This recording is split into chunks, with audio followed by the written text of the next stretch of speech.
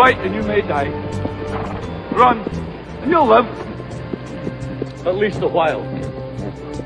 And dying in your bed many years from now, would you be willing to trade all the days from this day to that for one chance, just one chance, to come back here and tell our enemies that they may take our lives, but they'll never take our freedom?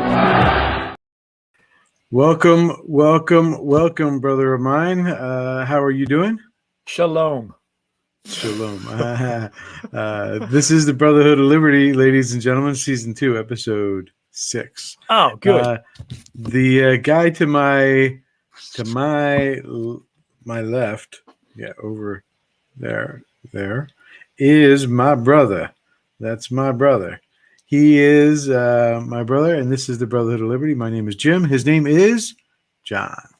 And John Wick, the lawyer, Jim, the teacher.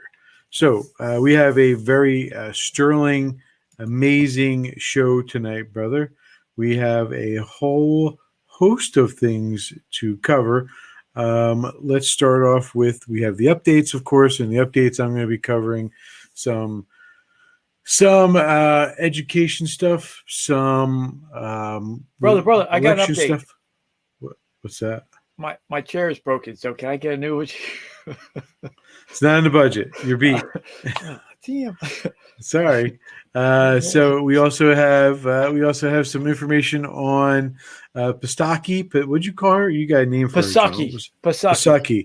We have Pistaki and some of the totalitarian things that the Biden administration is pushing on us.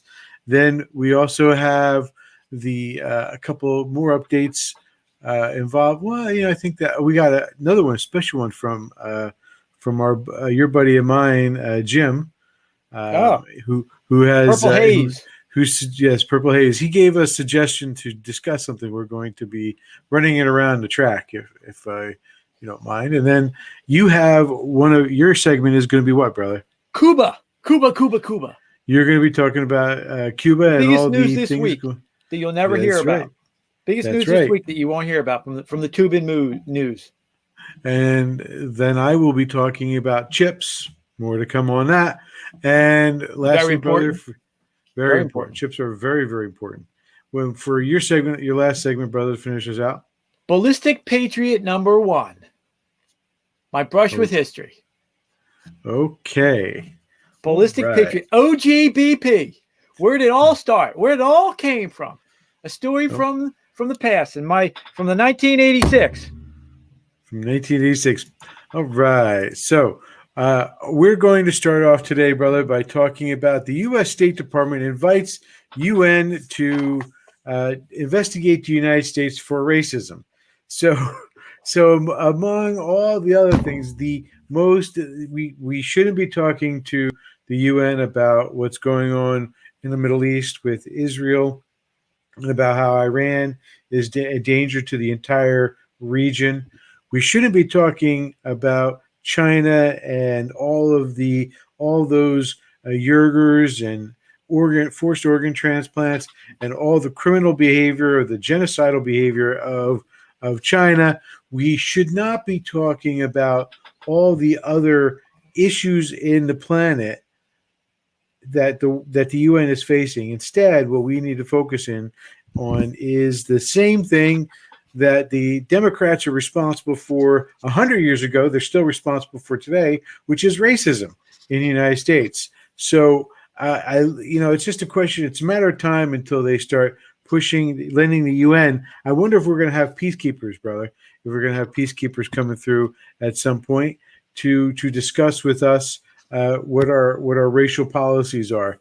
But you can expect something down the pike. I want to make it clear that Secretary Blinken, the failed secretary, Secretary of State, is the person who reached out to the UN.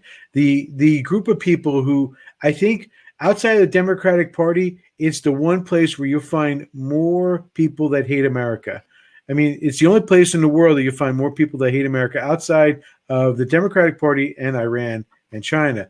That's where you find them, right there in the UN. So we should relabel it officially the Hate America Club.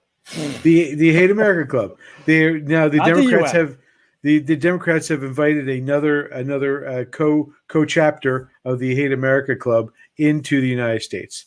So that's one, brother. We will then move on to. I'm going to jump over here to Pisaki, and please listen into this interesting quote. Actions, Alex, that we have taken, or we're working to take, I should say, from the federal government.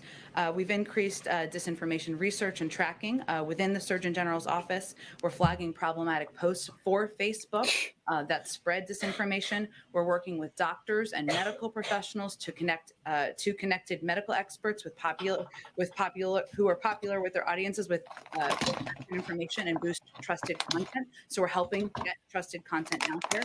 We also created the COVID community report to get actual information into the hands of local messengers. And we're also investing, as you all have seen, in the president's, the vice president's, and Dr. Fauci's time. So, Wow. oh, I didn't want that, but you heard her discuss, that they're flagging posts, they're working with Facebook, they're working with medical professionals and influencers. I don't know if you caught that, social influencers, to get the message out. The Pravda of the United States. So now they're full blown switched over, but that's not all, brother. There's more to this statement, which a lot of the news media missed off of the top. Providing for Facebook or other platforms to measure and publicly share the impact of misinformation on their platform and the audience it's reaching. Also with the public, with all of you, to create robust enforcement strategies that bridge their properties and provide transparency about rules. You shouldn't be banned from one platform and not others if you afford providing misinformation out there. So misinformation, of course, John, newspeak for information that doesn't agree with the party line of the current administration. Now, I want you to think back to 6 months or 7 months ago. If President Trump had been talking about this, if Kayleigh McEnany was saying this kind of thing, can you imagine the backlash that it would have created within the news media? Whatchamacallit, who's that clown from CNN? The one who kept on sticking the mic, Acosta. Jim Acosta. Yeah, the horrible Jim name. He'd be flipping over and like he'd be wearing his panties on his face and going, "This is ridiculous."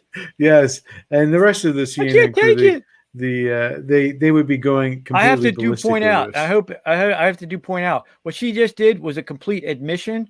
One of the things that one of the great things that Trumpy is going to be known for is actually suing, doing a class action suit against Facebook and companies, the one he just released.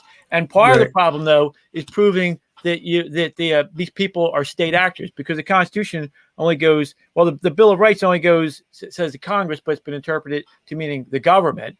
And what a lot of people have been able to, what a lot of these thug punk dictator type tyrants have been able to do has been to subvert it and go around it by that. But one of the things the courts have been real smart to recognize, though, there's a thing called state actor.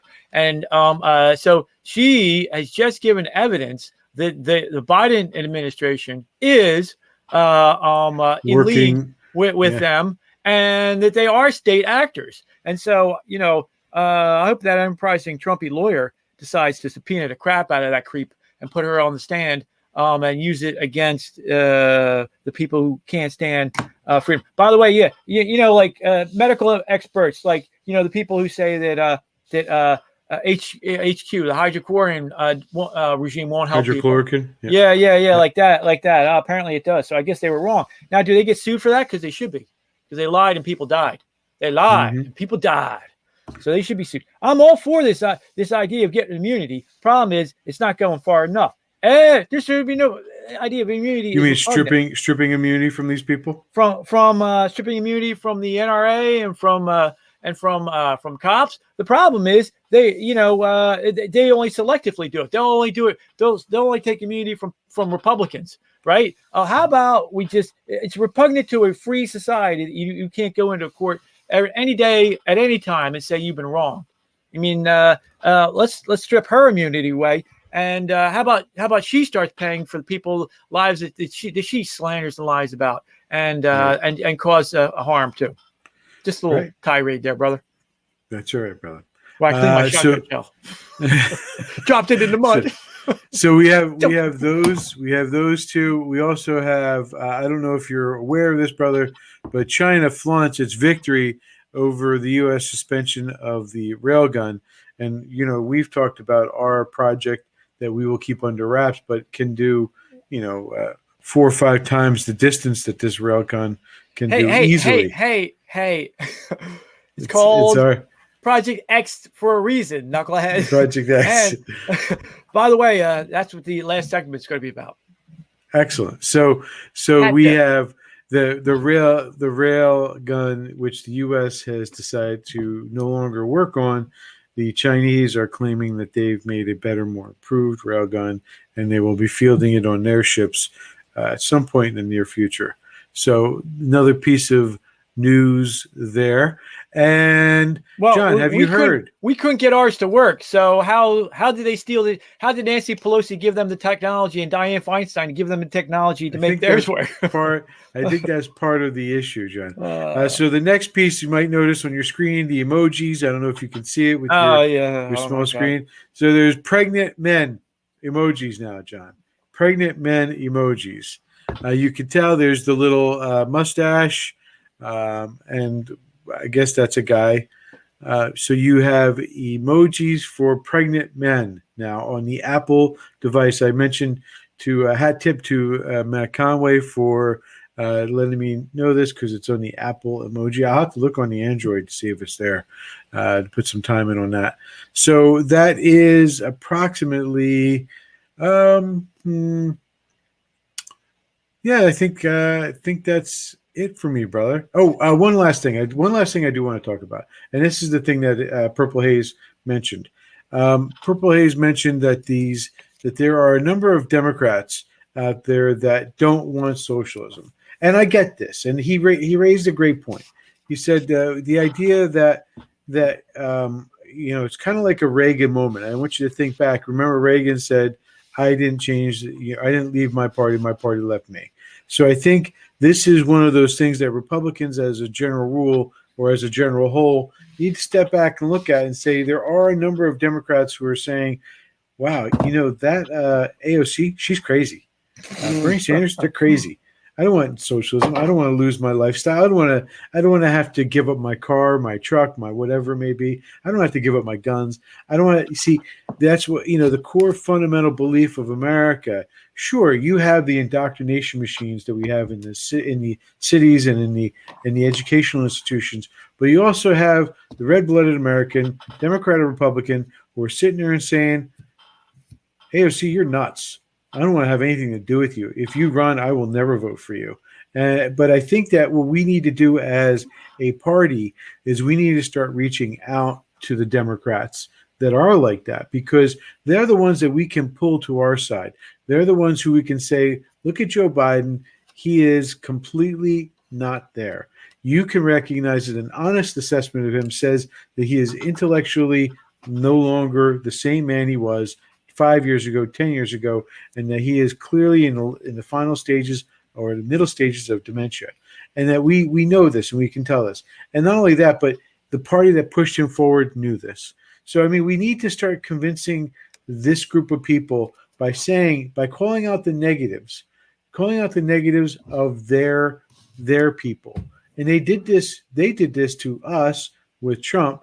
They would very easily go out there and hammer all the negatives about Trump and ignore the amazing economy, the fact that he was able to get the vaccine done so quick, the fact that, I can go all day about the list of things, his fix for the Middle East. We can go all day about the positive things, but the Democrats so effectively nail the negative things. That's one of the things that, they would stick to that. And of course, they had the instrument of the media. So we have to work harder to get the negatives out. You know, everybody has negatives, and that's the truth. No matter who you are, you have a negative. So we're not out of line by pointing out these negatives to people like, you know, of AOC, of Biden, of the leadership of the party, Nancy Pelosi, of the fact that the average age of the leadership of the Democratic Party is in their late 70s, and the fact that they are completely, and that their bank accounts are up to 8 or 9 figures, and they are completely not connected to the average American. These are negatives to the average American who sit there and say they don't know who we are. And so when they start pushing for socialism, we know that those people are going to be fine no matter what, because they're insulated because of their wealth. Whereas the ordinary people, Democrats and Republicans and independents, are the ones who are going to suffer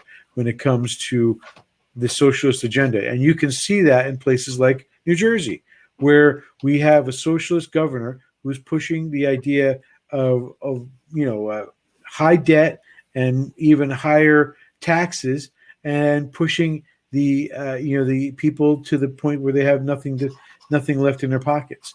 We can make this case easily with looking at states like Illinois, New Jersey, California, all run by Democrats. And that's the message we should be pushing. And that's the message we should be getting out to Democrats, brother. So that is my updates.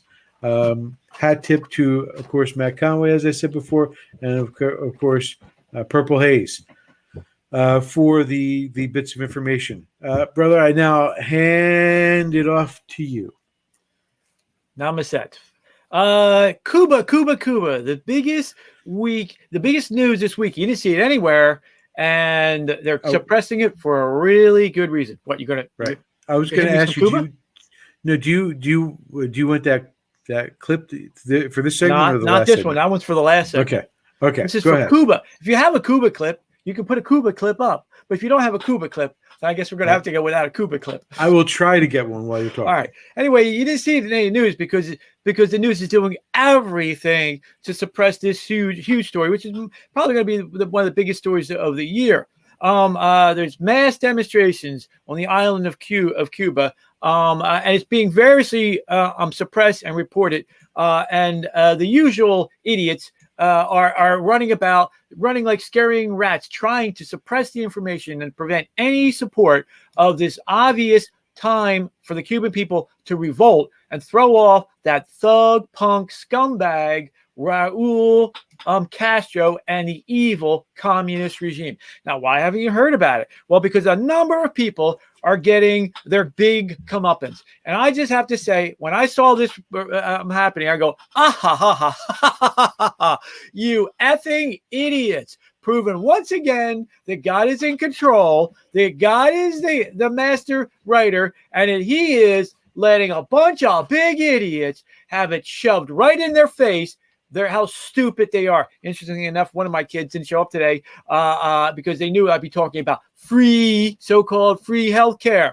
All right, now what happened is there's always two stories with Cuba. Well, it's the Americans' fault because of the embargo, which is bullcrap. Then the other one is the communists always say, "Oh, this is just a problem of corruption," and the people are taking to the streets in Cuba for none of those reasons. The reason why they're taking the street is I'll get to. All right, but it's an absolute fact. The embargo does not stop any medicine, so it's not it's an absolute fact that it's not because of COVID and them not getting any medicine that the reason why they're in the street. That's an absolute fact. The facts are fact. Embargo does not stop medicine, does not stop food, and most importantly, does not stop American dollars going back to Cuba to support the country, because that's the only way it's surviving. Those are facts. It's also a fact 3 years ago, the internet hit Cuba. And it's also a fact that they've shut it down. If there really wasn't, if it really was the embargo, then they wouldn't be shutting down the internet, because they'd have to disperse the information. It's the evil Americans and their embargo. They're preventing you getting your medicine. But it's a fact that they shut down the internet. So what is the problem in Cuba? Why are these people going there? I'm getting to it. Well, apparently they had Fidel's scumbag Fidel who should rot in hell, as murder of 11,000 people, at least that we know of, because we don't know how many he's really killed. But his regime their slogan was fatherland or death. And a bunch of rappers and artist guys, only because the internet came out, start going, well, capturing the mood of the people. Go, how about, that's ridiculous. How about, fatherland and life? And they played on it, and they spread this information, and all of a sudden, a little thing that we know very well in America sprung up, which is the whole problem in Cuba.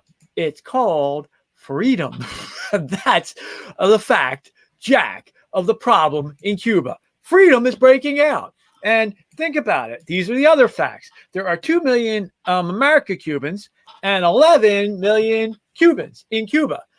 The 2 million American Cubans are more productive and produce more income than the entire country of Cuba, 2 to 11. The reason why is because they have freedom. And the other reason why is because their people in Cuba want freedom too. Now, a bunch of people, a bunch of little pervert Marxists are getting their total comeuppance. So I'm going to single out 3 groups. Number 1 is the POS New York Times. Number 2 is the Hidalgo AOC and her creeps. And number 3, of course, is the author of that ridiculous show Sicko. All right. So the comeuppance for these 3 people. All right. We only have this myth, this nonsense of Fidel as being this great hero, thanks to the piece of Shiite known as the New York Times. Now, I don't know why anybody cites the New York Times. I don't know why anybody allows any questions from the New York Times. If any Republican sees them, they should immediately begin yelling at them and demanding they denounce the Soviet communists, that bum Durante who covered up the mass murders of the Soviets, the same for the Chinese, and most importantly, relevantly for this circumstances, the lie publicing that they did for Fidel Castro and that scum Che Guevara, that mass murdering nut job Che Guevara, right? Now, so if it wasn't for them and the revolution, the masses of the world would know what these creeps were about. And so this is a full repudiation of the nonsense of the New York Times, the POS of the New York Times. Now, we were talking a little bit earlier about somebody who lose their immunity protection, somebody who should be able to sue in court. How about all the Cubans who have suffered under this regime over the last 40 years, 50 years, and all the people that have been murdered and disappeared and the families thereof? How about all those people be allowed to sue the creep Schulzenbergers, the creep New York Times, and the other creeps who have fostered this lie and this slander on the poor people, Cuban people? How about they have to pay for the lies that they told in pursuit of the lie publishing of good old Fidel? So that's the first group that has been exposed this week as a bunch of morons. All right, now the second group are the out-and-out communists. Good old AOC. Now, I call her a Hidalgo. Now, why do I call her Hidalgo? Well, we as Italians were called Dago our entire lives, which is a corruption of the British Navy to when they saw Italians or Southerners, they just considered they're all Diegos and called them Dagos. But Hidalgo, though, is actually a term of minor nobility. That's what they call the spoiled, out of control, minor nobility in Spain. And these are the idiots and the jerks who were running around when Columbus was trying to convert all the Indians and raping them, doing all kinds of mass murders and stuff. Interesting enough, one of them, Cortez, would go over the mainland and do the Mexicali empire, which were killing massive number of people anyway. Everything that good old AOC claims, Sandy O. Cortez claims that America's been doing all these years. So Hidalgo number 1, good old AOC has come out, of course, for this, and she's going, "Oh, it's America's fault," thereby again proving that she is not for our brothers that are brown. No. The last thing she wants are the Cubans over here because they vote Republican because they know how evil slavery is. And interesting enough, the Biden administration said you can't come by boat. You can always, of course, come walk over the border, but you can't come by boat, meaning you can't come if you're a Cuban, because you know what freedom is and you vote Republican and you gave the election to Donald Trump. So another of the comeuppance is that the commies are finally exposed. One of the things that we need to have, I'll get to that in a second, the third group, because the third group. Now, one of the lies that's been about Cuba is that they have the best health. They have true health care, and it's for everybody, and it's free. Hey, ain't nothing for free. A lot of this is propagated by that moron Michael Moore, who did a movie, I don't know if you remember, a little while ago called Sicko, and in it, I'm looking at this stupid movie he's doing, and he's going, it's free for these people, and they have a doctor around every corner, but the Americans have to pay $7,000, blah blah blah, nonsense. And you see all these, I'm sure very nice Cuban people and doctors and stuff, and they're administering to people, and they're doing it, with ultrasounds and X-rays, and you go, whoa, wait a minute, I'll guarantee you that X-ray, that ultrasound machine doesn't say made in Cuba, it says made in America. So again, these creeps can free ride off of the free country of America, thanks to America and the fact that there's no such thing as an embargo. It's all a bunch of myth. Also, so what they do export, though, is they do export these doctors and these nurses to the rest of the world, and they take a price for them, and they take that money. They don't give it to the poor doctors and nurses. What they do is they keep it for the regime. They are one of the biggest slave traffickers running around today. And this myth that they've had free healthcare. Well, if it's so great, so free, why did good old scumbag Fidel have to have doctors from his buddy Pineapple Head over in Venezuela come try and save his butt when he needed an operation? If it's such a great healthcare, how come they don't come up with their own vaccine? How come they don't they can't handle it? Well, the reason why is because it's always been a lie told by the left that free healthcare works in Cuba and Cuba, and this week proves once and for all that it did not and does not. Now, I have a personal problem with this because one of my children keeps making the argument that it's free healthcare. And I keep pointing to, and one of the things that Sicko Head said, oh, they have such a lower child mortality rate. The reason why is because they should abort everybody, every little baby who doesn't look like they're going to make it. Where I live in Philadelphia, which has both CHOP and DuPont, which is the Philadelphia Hospital, Children's Hospital, and DuPont, the two of the premier children's hospitals in the world. And I wouldn't have one particular kid if it wasn't for the fact they spent millions of dollars doing everything they can to save this particular kid. And there's the most amazing, advanced surgeries that you can imagine. They don't even bother in these other countries. So yeah, America has a low death, has a really high child death rate because America tries. The rest of the world, they just abort. And it's unique to America that we have such a high natal death rate because we try, because it is the leader of medical devices and the leader of medical technology in the entire world. Everybody else is just a free rider. Now that we didn't have the comeuppance yet for a number of people.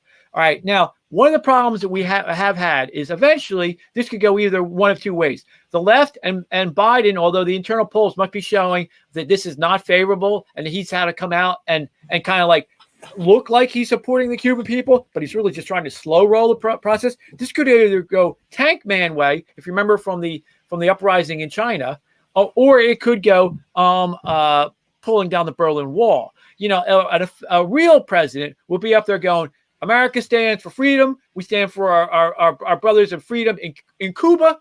We will do everything we can to bring to trial these scum who have been ruling over them all these years. Now he's slow rolling it because internal polling must show that as it does trickle out, especially down in Florida, a swing state, you better be behind the idea of Cuba being free. But the part of the biggest problems is that we had a Nuremberg trial for the Nazis, but we never had a trial for the scumbag communists, and we never put it to death the way it is, and it just keeps coming back again and again and again. So the people, there's more work out there for the people on the right side. There's more work out there that people have not had to come up against. Good old Bernie Sanders, that scumbag who's given plenty of photo ops to the Russians, when they were killing people, to the creeps in El Salvador when they were having mass murders and throwing people in unmarked graves, and of course to the idiots in the Castro regime.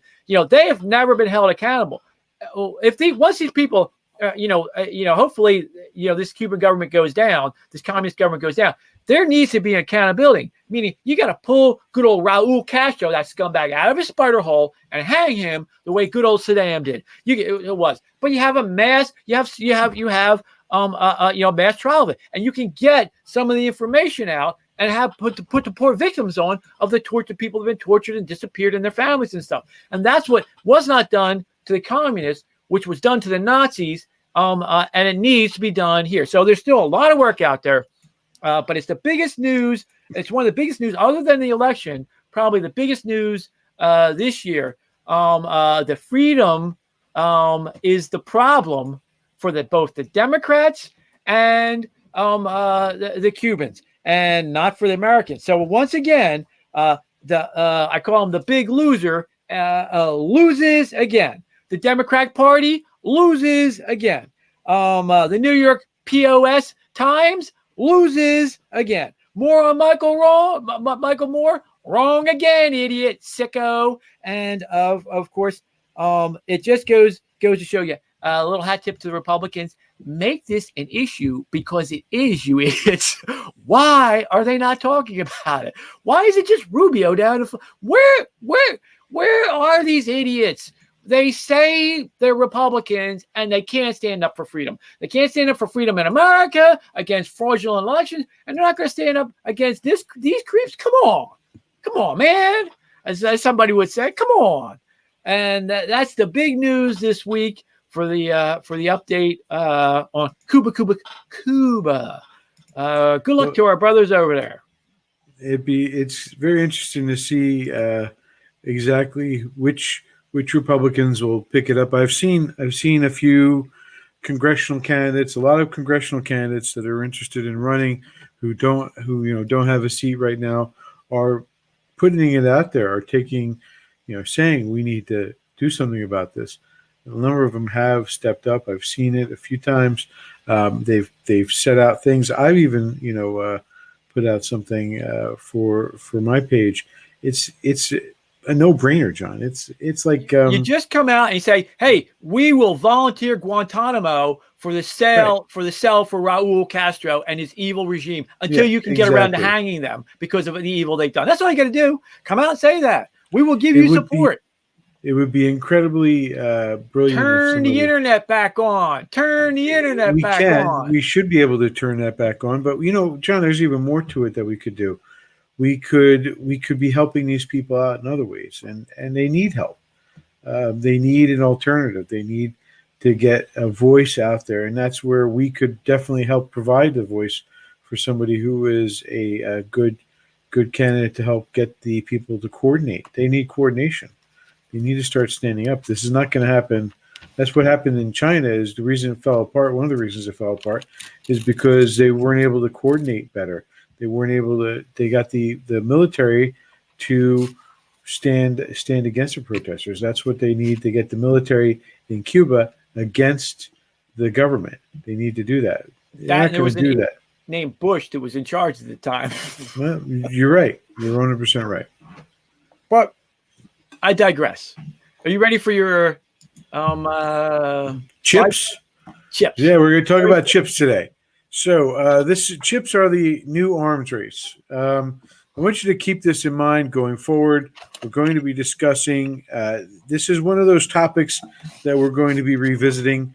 It's connected to China, of course. It's also because China is our mortal enemy at this point, and we should be aware of that. They're proliferating arms sales. They're proliferating all kinds of evil sponsored government actors against us. They're supporting North Korea. They're supporting Iran. They're supporting a number of state-sponsored terrorist factions to go against us. This is all. They're supporting the cartels in Mexico. They're helping. They're joining them in their ability to send in illegal drugs to our country, and also pushing a fifth column into our country as well through the back door, through across the border. So this is something that we're going to be revisiting. This is another piece of the overall puzzle of China. It's like a giant web, and this is one more piece. So chips. So, brother, when we talk about chips, we are what do we mean when I say chips? Well, we don't mean potato chips. We don't mean poker chips, although there is a bit of a gambling in this whole thing. We don't mean the 1970s show Chips, which is at California Highway Patrol. That was a great show. I love that show. We do not mean chocolate chips as much as I like chocolate chips, and we do not mean chocolate chips. And that is not a racial thing, just to be clear. Next, and if you're, for those of you who are transplants from the British world, we do not mean fish and chips either. So I want to make that clear across the board. What we do mean is computer chips. Precisely, we're talking about the modern world that we live in. Everything is run by the computer chip, whether it's the phone that you're using right now to watch us, the computer you're using to message your friends or to do your research, or the power grid that is being run right now that's keeping your house lit. It is all run by computers that is run by these chips. Now, these chips are very important to the history of the world. And some people have said this is the new oil. So in historical context, we're going to be talking about what would be one of the reasons that China would go to war with the United States. John, do you remember what country went to war with the United States supposedly because of oil? And they bombed us because they were worried they're going to lose all their oil. Do you remember what country that was? Oh, man, I hate quizzes. Why do I get used as a prop? Does it begin with J? Yes. And ends in a pan. And ends in a pan.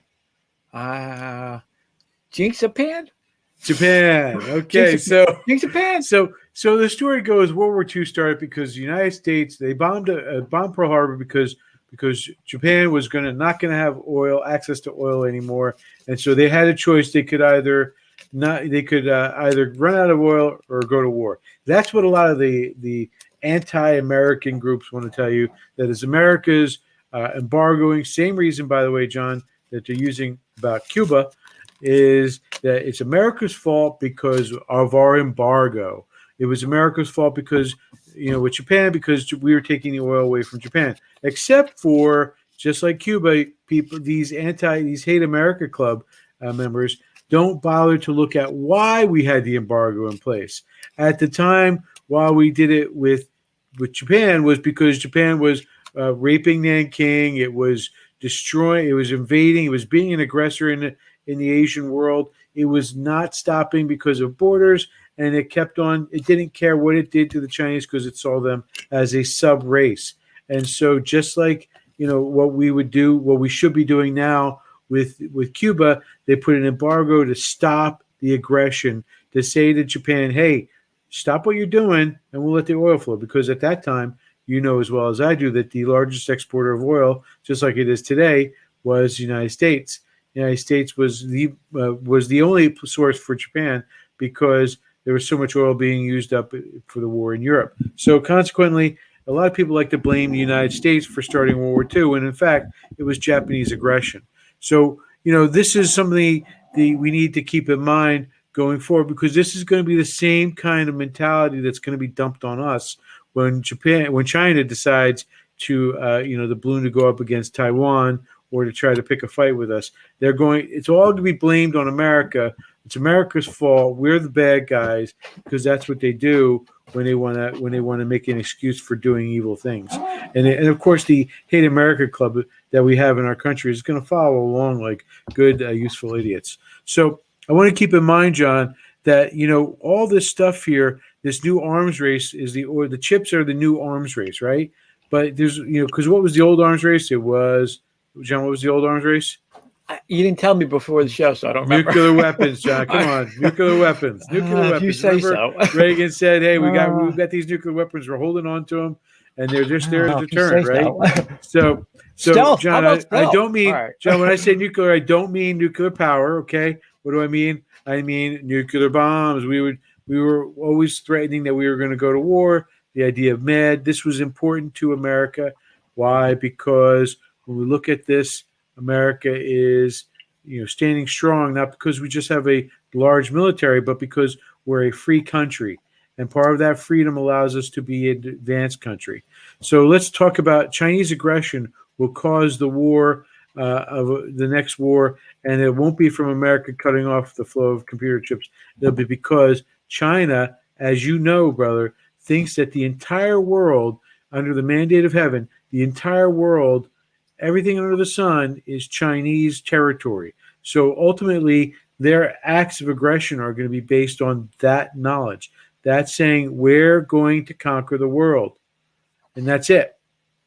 They're going to say we have every right to Taiwan.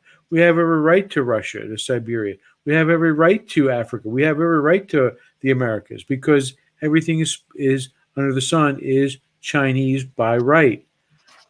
So, brother, today, what is the deal with the chips? I mentioned that these computer chips. What's the deal with them? So, some of the information that we need to know is where are the most of the chips come from Taiwan. 92% of the chips that are made, the high end of the chips, are made in Taiwan. They're the best chips. They're the most capable chips. Now, so you measure chips by size, and so if you want to look down at the smallest is 5 nanometers, which just a little bit of information. By next year, the Taiwanese expect to be able to make a 3 nanometer size chip.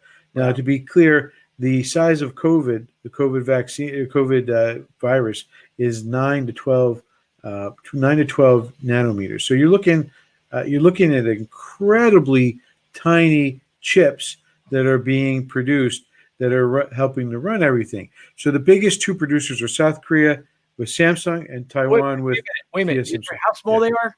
3 nanograms? 3 nanometers. Is that nanometers? Nanometers. Is that still? Is that about the size of Fauci's brain? Probably. Can it pass through a mask? I'm not too sure, but yes, they can pass through a mask. So I want to make sure that when I said 92% of the high end ones, that's the 5 nanometers or smaller, that comes from Taiwan. But South Korea does a really good job. They do a whole bunch. They're doing a very good job, but they're more mass production with Samsung and other types of productions. So why is this all important? Well, the United States is at 10 nanometers and China is at 14 nanometers. China is way behind because the reason why Taiwan's able to make such small chips isn't because they have the intellectual power on their campus. The reason why is, and they don't have the ability to make the machines to make those chips. The only place that has the ability to design the software, design the hardware, to make the chips, and to actually come up with how to make them is the United States, John. So we are the ones who are actually capable of doing the very small chips. China can't get past 14. So they don't have the ability to do any of that. They're buying their equipment from us to build what they're making. So why are we selling to them? Oh my God. Well, that's part of the problem. The idea I want to keep in mind that Taiwan may be the manufacturing hub, and they're talking about expanding. They're actually in the process of expanding in Arizona to have a production facility there along with Intel. They're planning on doing that there. Taiwan is planning on doing that. And to be precise, TSMC, which is Taiwan Supplies of Microchips or something like that. They are planning on building in Arizona, which would be great because then that would give us a guaranteed supply. But it also makes sense because we're all that brain power coming from. It's coming from here. So China is 15 years at least behind us. Really? But they're 15 years.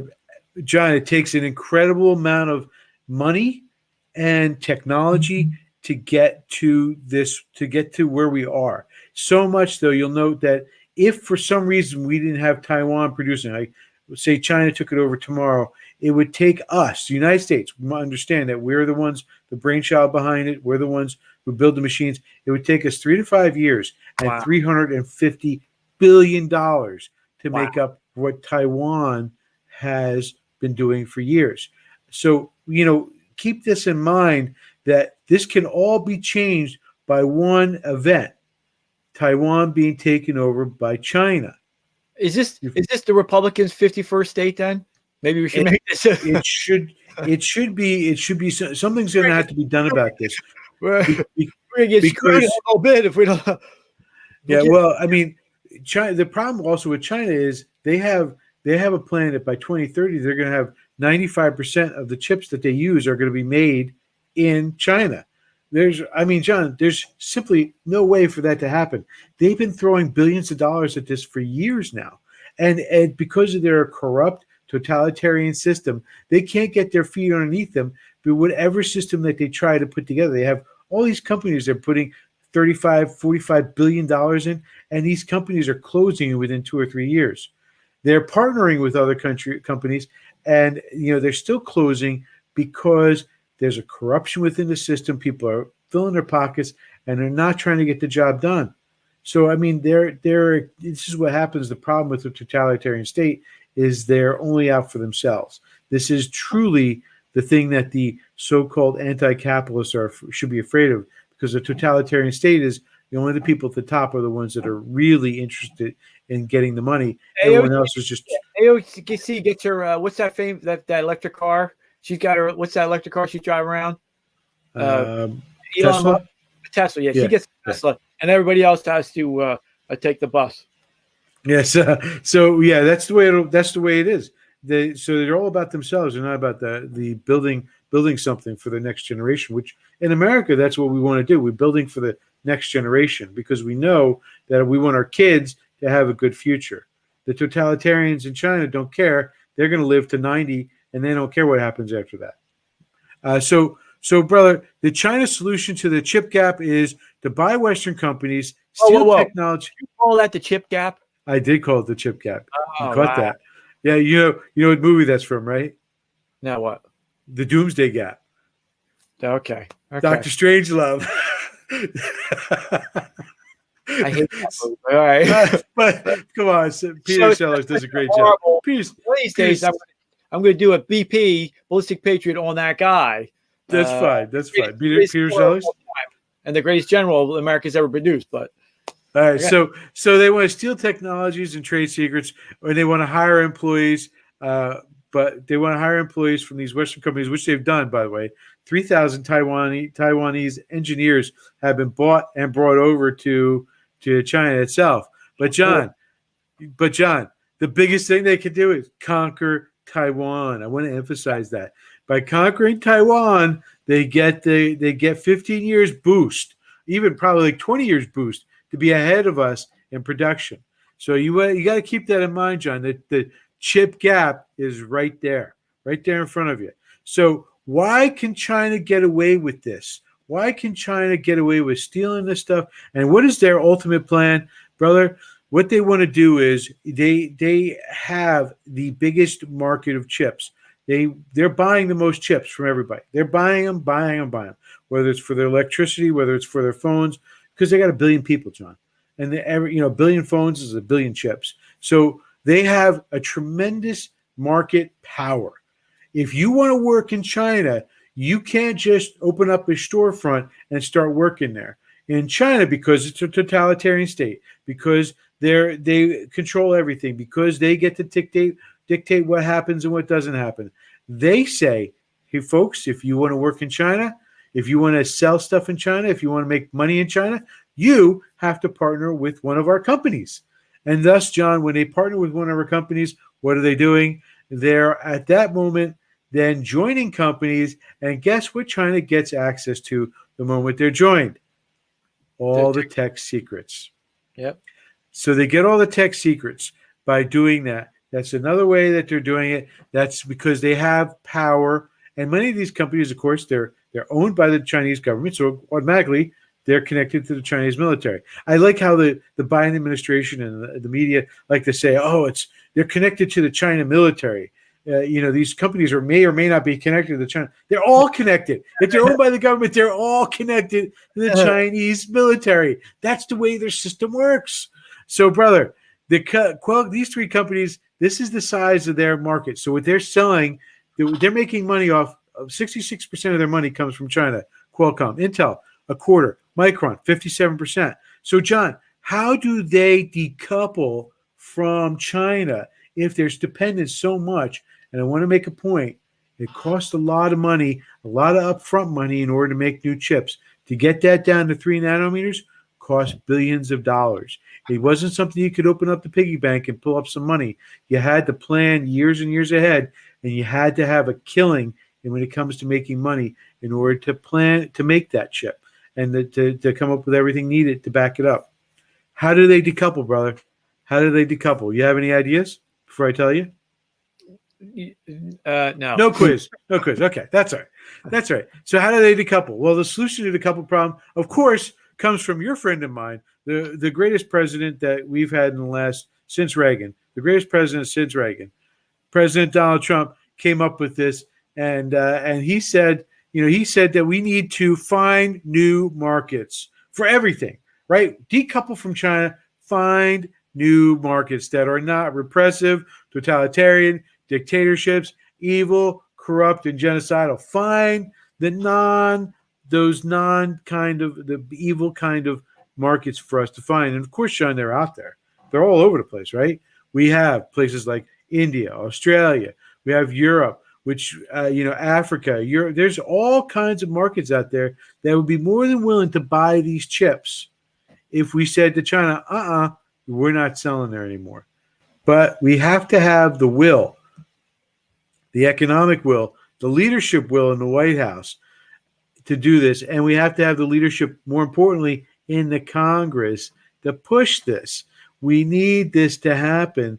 We need somebody to say, we're not selling any more chips or allowing our chips to be sold, or any American company is no longer allowed to make a marriage deal with China because a national security threat. China is the national security threat to our country. It is larger than racism, John, larger than climate change. It is larger than all the other problems put together.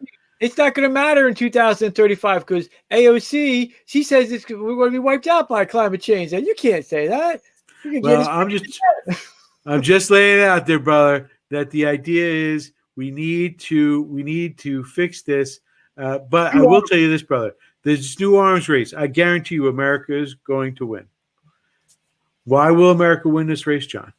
Because America believes, as long as we hold these truths to be self-evident, that all men are created equal, we are freedom-loving people, we fight for freedom, we are a country that is by far looking to have liberty, and if we, as you said in one of our previous shows, we are the people who have the ideas that spring up from within.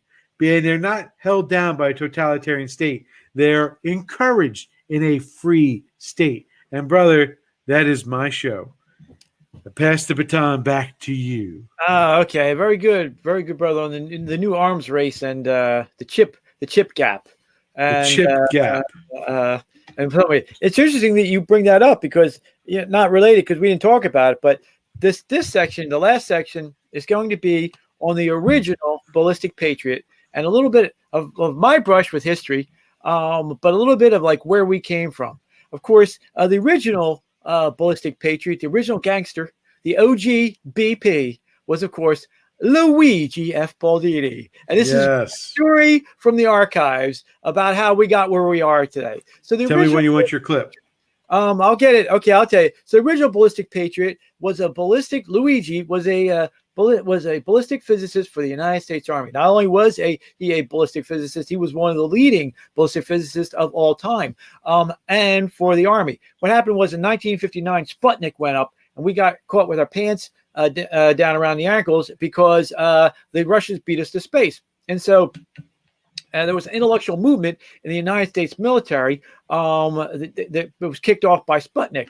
And the great Dr. Paul Flynn said, well, designing weapons has always been an art. Why don't we quantify the science underneath it? So he hired a bunch of physicists right out of school, brand new, fresh-faced physicists, freshly minute physicists, and set them about the task of finding the underlying science behind and physics behind weapons.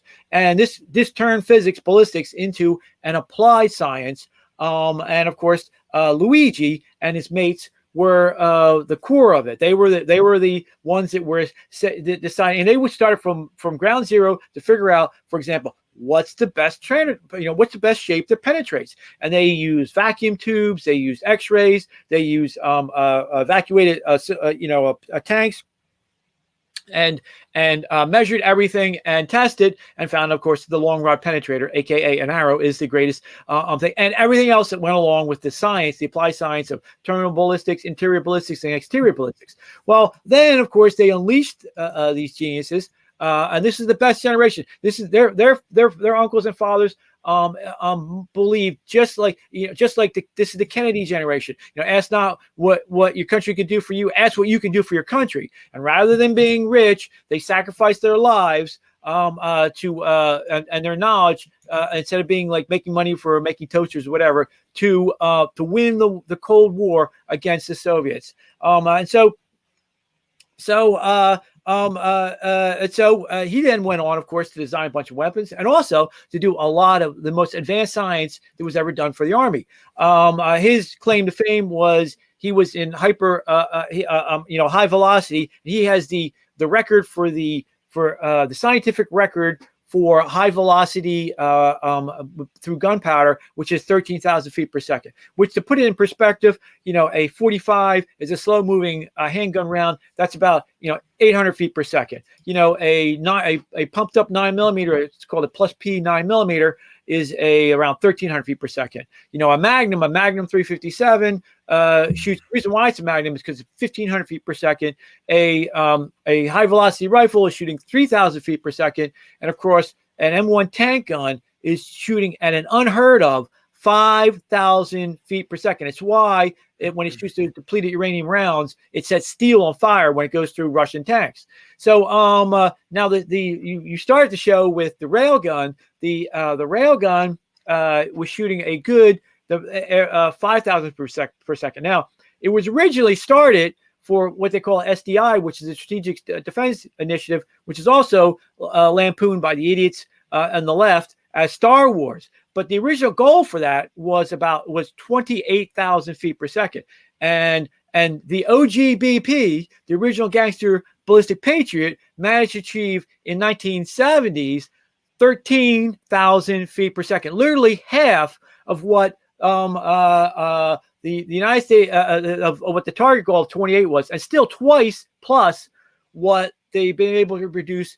And the Navy just scrapped in your update about the 5,000 feet per second. So anyway, this is a little bit about my brush with history. Now let's go back to 1986 and the Cold War. Reagan comes in. He re-ups the military. Patriotism breaks out. The economy he cuts taxes. The economy takes off just like good old JFK would have done. And America is winning, and we're winning big. And the Soviets cannot compete. So they look around the Politburo and they put up their greatest idiot, Gorbachev, and he's going to reform the Soviet Union, right? But he's got a problem because they are losing out big time to the Americans, and so they create they go to the he has the Reykjavik summit over in Iceland, and Reagan gets there, and he gets there, and he literally offers Reagan to ban all nuclear weapons, right? And all he requires is that Reagan give up the SDI, the Strategic Defense Initiative. Because Reagan, one of the things that he'd done, he said, not only are we going to, get the B-1 bomber, upgrade all our missiles, get the M1 tank, all these other things, and redo the American military.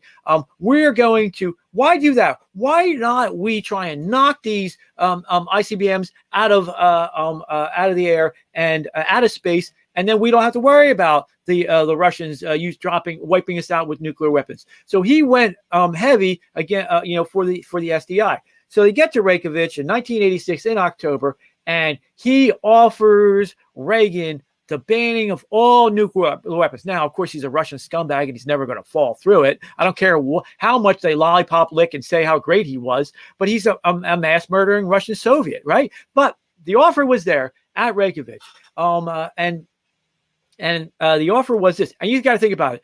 This is really equivalent to the moment that Jesus was in the wilderness for 40 days.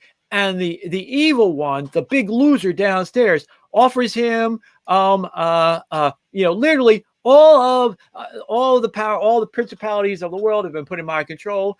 I will put them, under your power. All you have to do is bow to me, right? It's literally one of those moments. And so Gorbachev is saying, you'll be known as the greatest president of all time. He's been called a warmonger all this time. They've been lampooning him and making all kinds of jokes about him, about being a senile, doting idiot.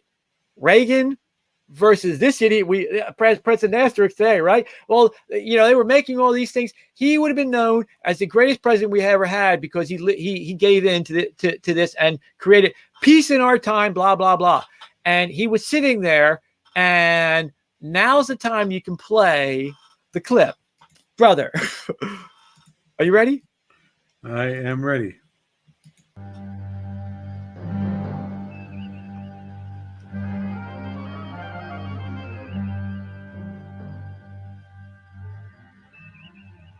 Not chess, Mr. Spock. Poker. Do you know the game? Ship to ship. There you go, brother. That's from the CUBA night episode. That's the one where a big the Enterprise shoots knocks out a border marker. And a big gigantic spaceship comes and has them in a tractor beam. It's going to blow them out. And Baylock comes on, their commander, and says, "I'll give you 10 minutes to pray to whatever deities you have, but I'm going to off you in 10 minutes." And and Spock goes, "Checkmate. I guess we're done." And of course Kirk pulls one out and says, "Well, wait a minute. I'm going to bluff this idiot. I'm going to show him," and says, "We have CUBA night, and if you blow us up, we're going to self-destruct before you do that and ruin and radiate this entire area, and you won't be able to survive." Kind of like a mutual assured destruction. Now, let us, while Reykjavik was going on in a little-known part of the world, in a down in Florida. Around the same time, I don't want to give the exact time, but about that time, another little incident was occurring. Now, this was Eglin Air Force Base, which you've ever seen 12 O'Clock High, the great Gary Cooper movie. It looks all deserty like. That's where this happened. After his work with the Army, OGBP number 1 retired, and then took him and his mates. Then spent about 20 years putting on education and training seminars for the engineers and the physicists to bring up the next generation. And so one of these, as you know, brother, we got to tag along and flip the view graphs and hang out with the geniuses who have given us everything from all the great weapon systems and the freedom that we have to the Sierra book. The great Dr. McCoy and reloading, who started the reloading phrase. And these are the greatest men in the field of ballistics, right? So anyway, I think he was down there with Hal Swift, who was in hypervelocity weapons for gas guns. It's an experimental gun where they shoot a big projectile into a little plug and that squeezes a lot of gas in there, and then that the light guns have high velocity. That's one way to do it, but it's impractical to use. Great for science, but impractical to use for weapon system. Anyway. At that time, he was down there with that, and he's giving a seminar to a bunch of these engineers and physicists, and one of them says, "Hey, you want to see a gun?" And of course, Father goes, "Of course I want to see a gun."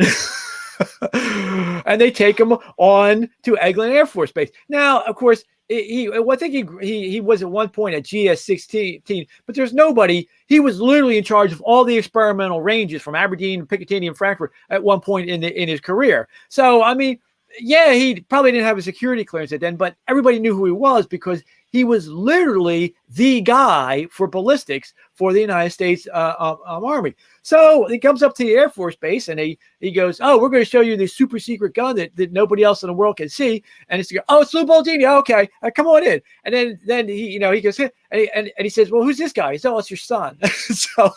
so I got to go in and see this fold in front of me because it's literally Lou Baldini, right? So anyway, we go and we see what good old RR has cooked up for the Soviets in Eglin Air Force Base. I get to see a Star Wars gun. Okay, so we go to the first building, and it is literally a warehouse filled with AC Delcos, which is GM's one-day production of batteries, car batteries. And these batteries are arrayed in like racks of 12 feet with guys with little white coats. They're literally going up and down the racks, opening them up, and there's 5 batteries deep, popping up all the tops and pouring in water to keep this in. This is how they were going to store the energy for this electromagnetic gun, right? And so they were doing this. There was a whole an entire warehouse filled with these batteries. AC Delco's one-day production, and they were building another one right next to it. This is how they were going to store the energy, right? Then we go to another building, and it looks like the Millennium Falcon of wires, right? And there's these giant, copper cables because they're going to take all this stored energy and use it for the electromagnetic gun. Then we go to another building, and my father's looking at this. The old man's looking at this, and he's going, "Wow, this is freaking amazing." And I'm going like, "Wow." And so you go to the next building, and then this is when the old man's spider senses like he immediately got like tense, like super tense, and he got hot under. I've never seen him like this mad professionally. But anyway, so they start showing us the facilities in this next one, and then they show us the control room, and it's got a 1-inch piece of tank armor. And he goes, "Well, wait a minute. At 13,000 feet per second, you're getting twice that. For my gun, we would do it behind 3 inches of rolled tank armor and concrete bunkers, and we would do it outside and after we fire, it could blow up." And I remember him firing this guy. I remember going to the range and watching him fire this. And you always wait because you with that kind of pressure, that kind of speed, you can blow it up. It's going to take a while to come back down. It's going to go boom. It's going to come up. So it would be like, don't move yet. We just got to wait to see if it comes back down. And so he's telling me you can't have a control area like that close to a gun. And so he's arguing with them over that. Then they take us to the generator for this. And he goes, whoa, wait a minute. That's a Barbarek generator. Me and Barbarek was one of his partners. And what it is, a Barbarek generator is normal magnets. Generators have a magnet going one way. This generator had magnets going both ways. And he explained to him, now listen, when he came up to it, he's my partner. I wrote papers with him. When he came up with this, we used to tease everybody about it because, and unfortunately people died. It's kind of like gallows humor. But we would tease everybody saying, look, it takes one person to turn it on and one person to drag the dead body away because it creates such a huge amperage field that you ground it out by turning it on. And he's going, look, you can't have this thing that close to the control room. And so they're just going, oh, it's going to be okay, blah, blah, blah, blah. And he is hot under the thing, the collar. Then they take him to this gun, and we see this amazing square. It's about the size of the 40 millimeter cannon that he had, like a long table.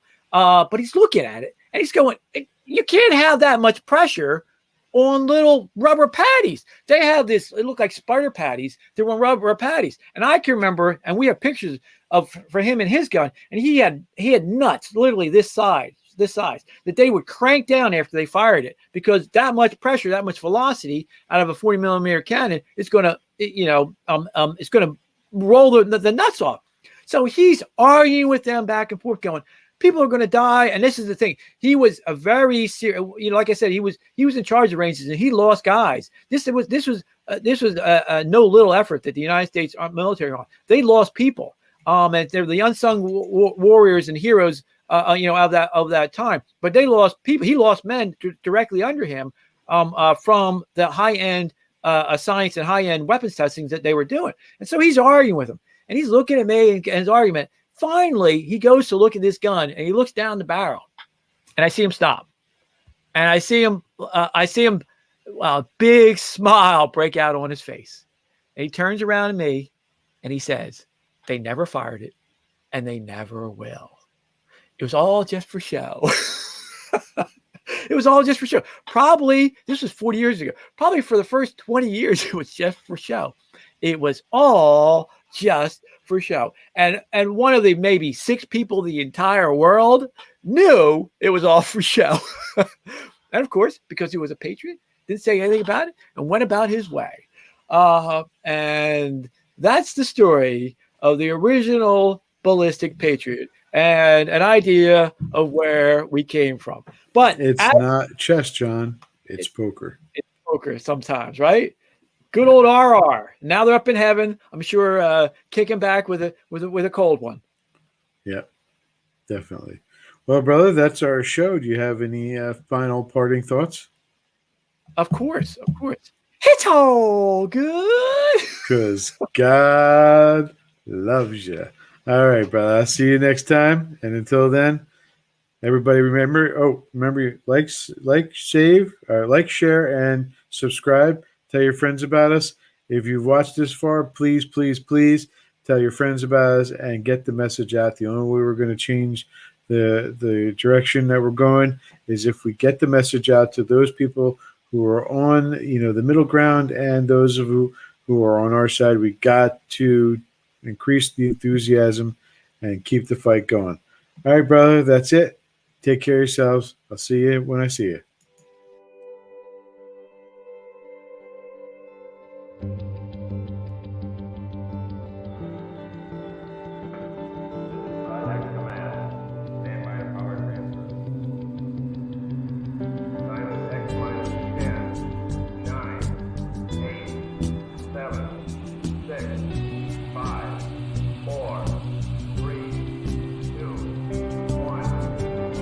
Fight and you may die. Run and you'll live. At least a while. And dying in your beds many years from now, would you be willing to trade all the days from this day to that for one chance, just one chance, to come back here and tell our enemies that they may take our lives, but they'll never take our freedom!